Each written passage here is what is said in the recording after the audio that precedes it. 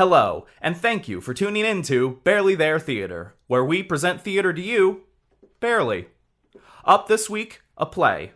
There will be a brief message after the play is over, so stick around once the show's done.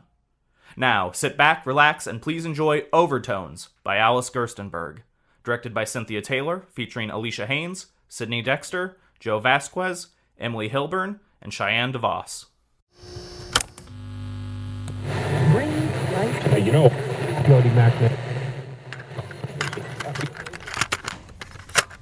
We find ourselves in Harriet's fashionable living room. There is a door at the back that leads out to the hall. In the center of the room is a tea table with a chair on either side. At the back, a cabinet. Downstage is a mirror. Harriet's gown is a light, jealous green. She is accompanied by her counterpart, Hetty, who wears a gown of the same design but in a darker shade. Harriet never sees Hetty, never talks to her, but rather thinks aloud while looking into space. Hetty, however, looks at Harriet incessantly, talks intently, and shadows her continually. Harriet sits at the tea table, busying herself with the tea things. Hetty lurks behind her. Harriet! Harriet, my other self. My trained self. Yes? I want to talk to you. Well? Oh, Harriet, you are beautiful today. Am I presentable, Hetty? Suits me. I've tried to make the best of the good points. My passions are deeper than yours. I can't keep on the mask as you do.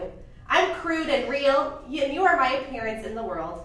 I am what you wish the world to believe you are. You are the part of me that has been trained. I am your educated self. I am the rushing river. You are the ice over the current. I am your subtle overtones. But together, we are one woman, the wife of Charles Goodrich. There I disagree with you, Hetty. I alone am his wife. Harriet, how can you say such a thing? Certainly. I am the one who flatters him. I have to be the one who talks to him. If I gave you a chance, you would tell him at once that you dislike him. Hetty moves away from Harriet. I don't love him, that's certain. You leave all the fibbing to me. He doesn't suspect that my calm, suave manner hides your hatred. Considering the amount of scheming it causes me, it can safely be said that he is my husband. Oh, if you love him. I haven't any feelings. It isn't my business to love anybody. Then why need you object to calling him my husband? I resent your appropriation of a man who is managed only through the cleverness of my artifice. You may be clever enough to deceive him, Harriet, but I am still the one who suffers. I can't forget that he is my husband. I can't forget that I might have married John Caldwell. How foolish of you to remember John, just because we met his wife by chance. That's what I want to talk to you about. She may be here at any moment. I want to advise you about what to say to her this afternoon. By all means, tell me now, and don't interrupt me while she is here. You have a most annoying habit of talking to me when people are present. Sometimes it is all I can do to keep my poise and appear not to be listening to you. Impress her. Hetty, dear, is it not my custom to impress people? I hate her. I can't let her see that. I hate her because she married John. Only after you had refused him. Hetty turns on Harriet. Was it my fault that I refused him? That's right. Blame me. It was your fault. You told me he was too poor and never would be able to do anything in painting. Look at him now, known in Europe, just returned from 8 years in Paris, famous. It was too poor a gamble at the time. It was much safer to accept Charles's money and position. And then John married Margaret within the year. Out of spite. Freckled, gawky-looking thing she was, too. Europe improved her. She was stunning the other morning. Make her jealous today. Shall I be haughty or cordial or caustic or... Above all else, you must let her know that we are rich. Oh, yes. I do that quite easily now. You must put it on a bit. Never fear. Tell her I love my husband. My husband. Are you going to quarrel with me? Harriet moves away from Hetty. No. I have no desire to quarrel with you. It is quite too uncomfortable. I couldn't get away from you if I tried. Hetty stamps her foot and follows. You are a stupid fool to make me refuse John. I'll never forgive you. Never. Harriet holds out her hand. Don't get me all excited. I'll be in no condition to meet her properly this afternoon. I could choke you for robbing me of John. Harriet runs from Hetty. Don't muss me. Hetty runs after her. You don't know how you have made me suffer. Harriet can't help but feel Hetty's emotion. It is not my business to have heartaches. You're bloodless. Nothing but a sham. A sham. While Be quiet. I can't let her see that I've been fighting with my inner self. And now, after all my suffering, you say it has cost you more than it has cost me to be married to Charles. But it's the pain in my heart. I've paid the price. I've paid. Charles is not your husband. He is. He isn't. He is. Hetty towers over Harriet. He isn't. I'll kill you. Harriet sinks into a chair. Don't! You're stronger than I. Say he's mine. He's ours. The telephone rings. There she is now. Hetty hurries to answer the phone, but Harriet regains her supremacy. Wait! I can't let the telephone girl down there hear my real self. It isn't proper. Show Mrs. Caldwell up. I'm so excited, my heart's in my mouth. Harriet crosses to and gazes into the mirror. A nice state you put my nerves into. Don't let her see that you're nervous. Quick, put the veil on, or she'll see you shining for me. Harriet takes a scarf of pale green chiffon that has been lying over the back of a chair and drapes it on Hetty, covering her face. As Hetty moves in the following scene, the chiffon falls away, revealing now and then the gown of deeper dye underneath. Tell her Charles is rich and fascinating. The boast of our friends. Make her feel she needs us. I'll make her ask John to paint us. That's just my thought. If John paints our portrait, We can wear an exquisite gown. and make him fall in love again. Yes! Back center, Margaret parts the portieres and extends her hand. Behind her is her counterpart, Maggie. While Margaret wears a gown of lavender chiffon, her primitive self wears a gown of the same design in purple, with a purple chiffon scarf veiling her face. Oh, Margaret, I'm so glad to see you. That's a lie. It's enchanting to see you, Harriet. I'd bite you if I dared. Wasn't our meeting a stroke of luck? Margaret crosses to the tea table and stands behind the left chair. I've thought of you so often, Harriet, and to come back and find you living in New York. Harriet joins her at the table and stands opposite her. Mr. Goodrich has many interests here. Flatter her. I know, Mr. Goodrich is so successful. Tell her we're rich. Oh, won't you sit down? What a beautiful lamb. Do you like it? I'm afraid Charles paid an extravagant price. I don't believe it. Margaret sits down. I am sure he must have. Harriet sits opposite her. How well you are looking, Margaret. Yes, you are not. There are circles under your eyes. I haven't eaten since breakfast and I'm hungry. How well you are looking, too. You have hard lines about your lips. Are you happy? Don't let her know that I'm unhappy. Why shouldn't I look well? My life is full, happy, complete. I wonder. Tell her we have an automobile. My life is complete, too. My heart is torn with sorrow. My husband cannot make a living. He will kill himself if he does not get an order for a painting. Oh, you must come and see us in our studio. John has been doing some excellent portraits. He cannot begin to fill his orders.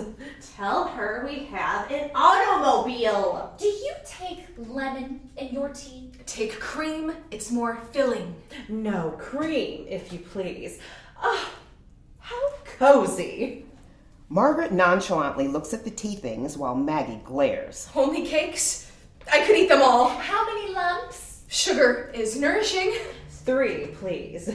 I used to drink very sweet coffee in Turkey, and ever since then, I don't believe you were ever in Turkey. I wasn't, but it's none of your business.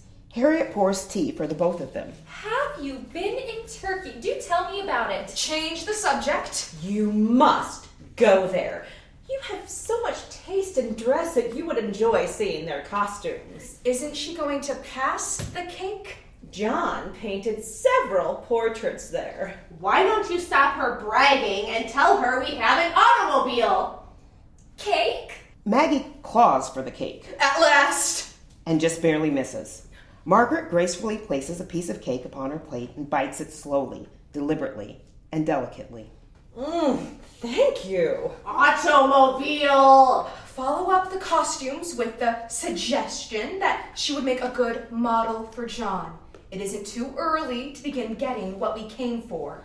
What delicious cake. There's your chance for the auto. Yes, it is good cake, isn't it? There are always a great many people buying it at Harper's.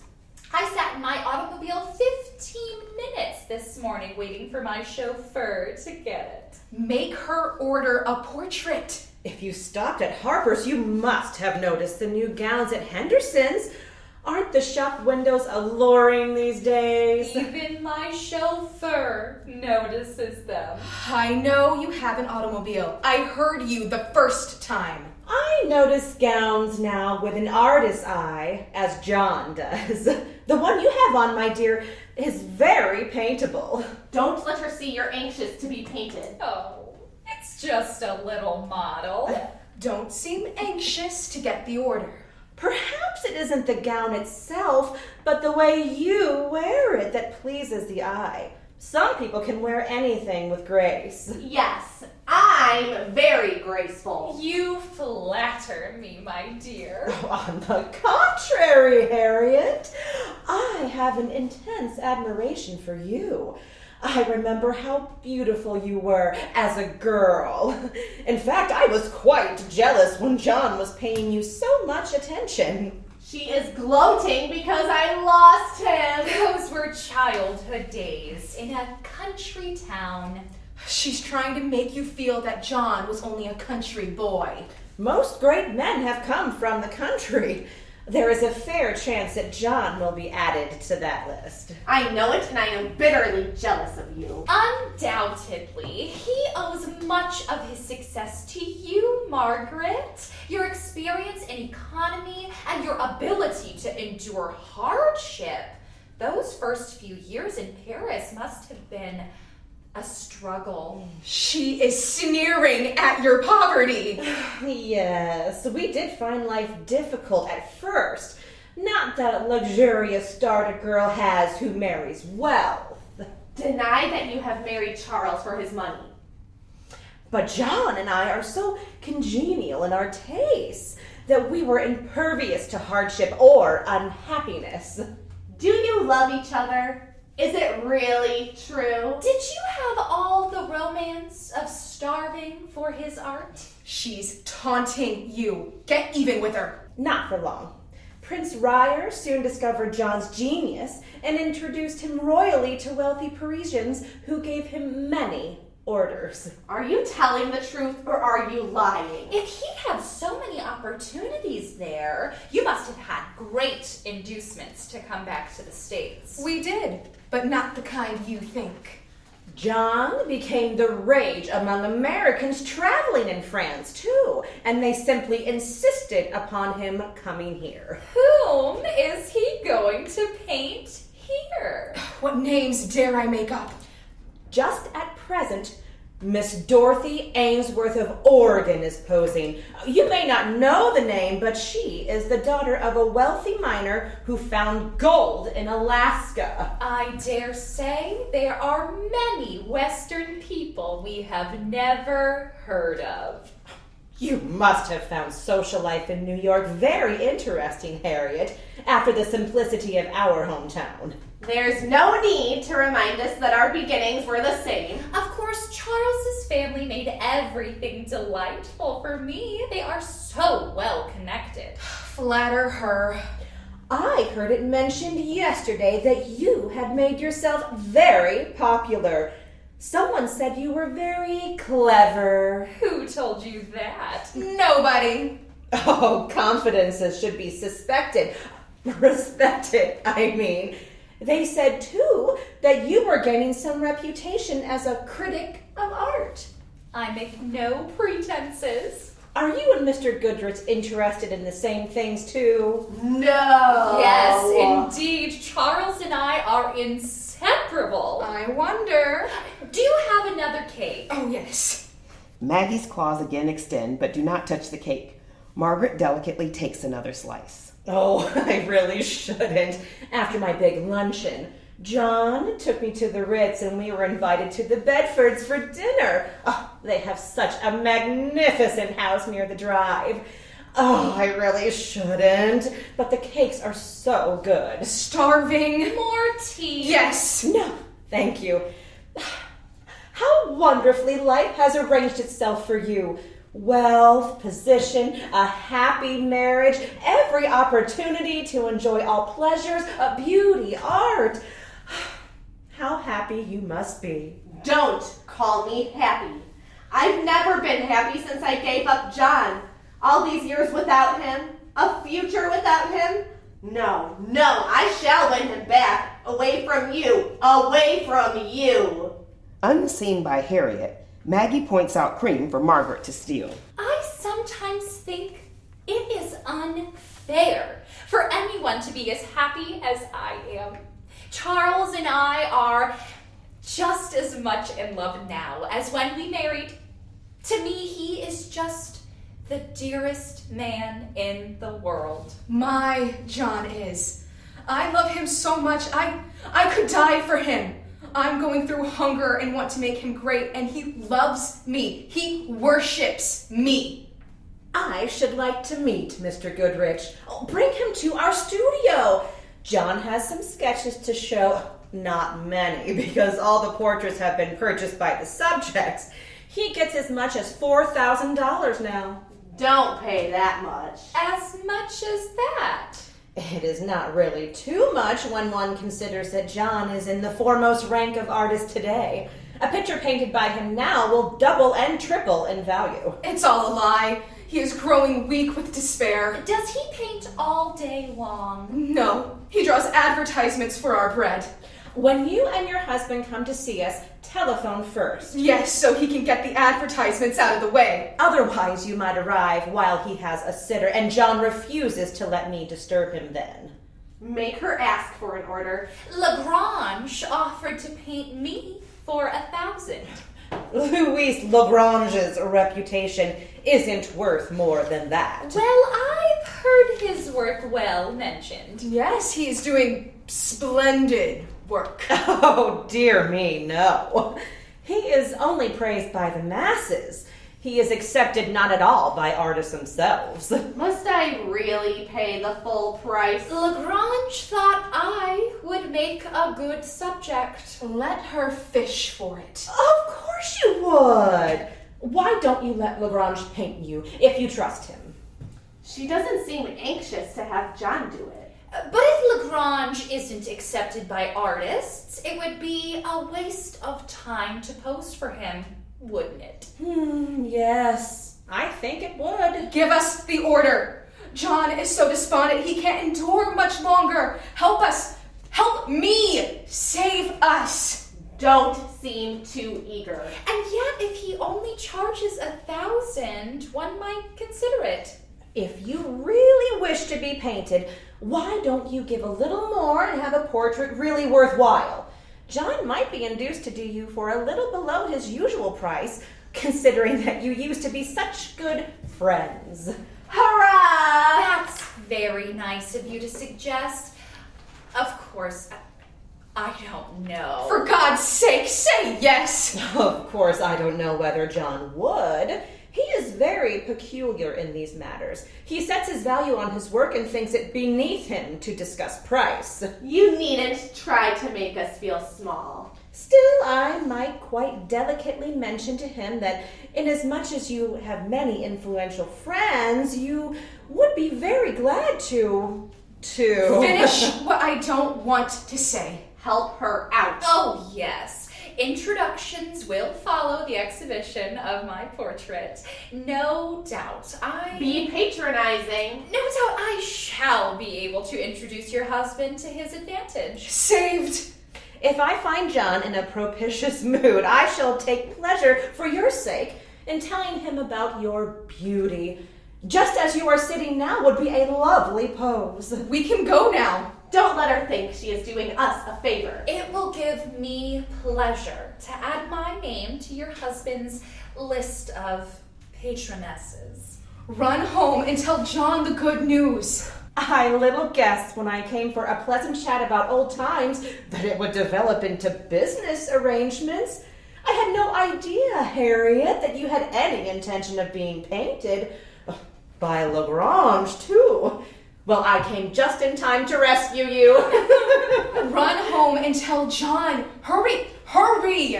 You managed the order very neatly. She doesn't suspect that you wanted it. Now, if I am not satisfied with my portrait, I shall blame you, Margaret dear. I am relying upon your opinion of John's talent. She doesn't suspect what you came for. Run home and tell John. You always had a brilliant mind, Margaret. Oh, it is you who flatter now. You don't have to stay so long. Hurry home. One does not flatter when one tells the truth. Margaret smiles. I must be going, or you will have me completely under your spell. Hetty glances at the clock. Yes, do go. I have to dress for dinner. Oh, don't hurry. I hate you. No, really, I must. But I hope we shall see each other often at the studio. I find you so stimulating. I hate you. It is indeed gratifying to find a kindred spirit. I came for your gold.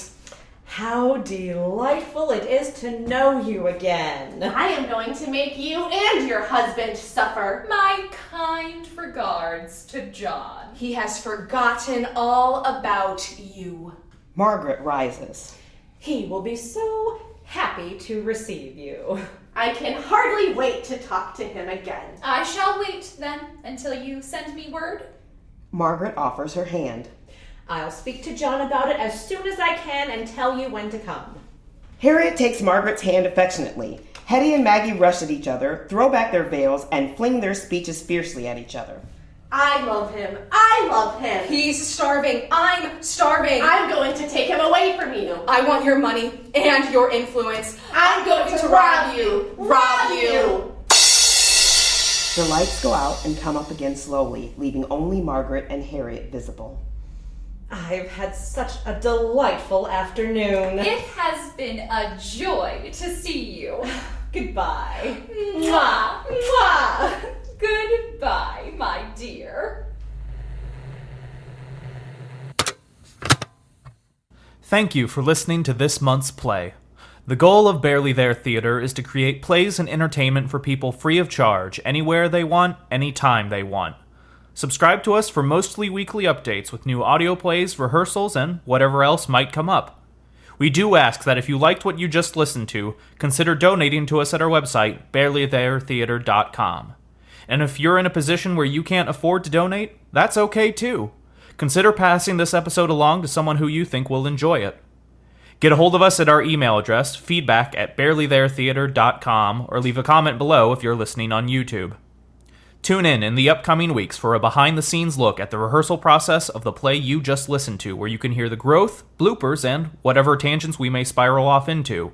Once again, thanks for listening to Barely There Theater.